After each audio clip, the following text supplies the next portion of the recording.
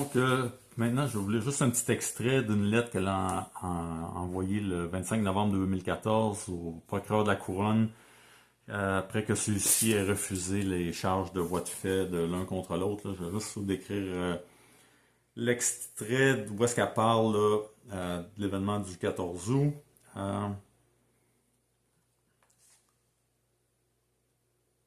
Le 14 août 2014, je suis victime de voies de fait de sa part. J'ai une témoin de la scène et des photos qui démontrent même des empreintes de doigts dans mes bras. Euh,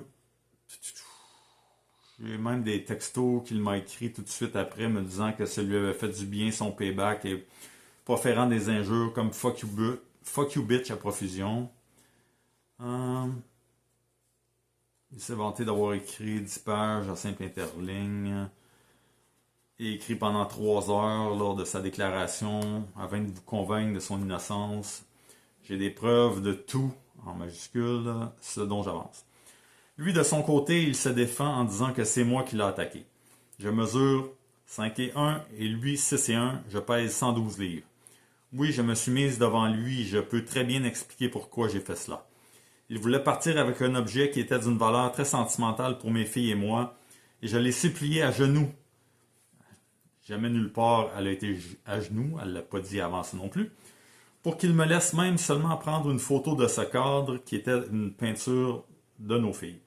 Il riait en disant fuck you bitch. Mais je ne l'ai jamais frappé, ni ai-je lui fait aucune marque ou bleu.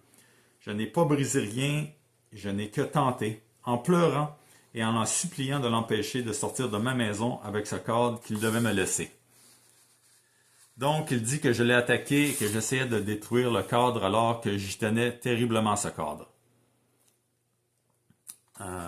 C'est pour ça qu'elle a essayé de donner des coups de pied dessus, j'imagine. Il a aussi dit que je l'avais giflé au visage et frappé dans les côtes quelques semaines auparavant, ce que je vous ai déjà dit. En gros, elle revient sur l'événement du 14 août, là, elle parle d'un paquet d'affaires dans cette lettre-là. Puis, encore là, elle dit qu'elle était à genoux. Elle n'a jamais été à genoux. Est-ce que j'ai dit fuck you bitch? C'est possible, je me rappelle pas du tout.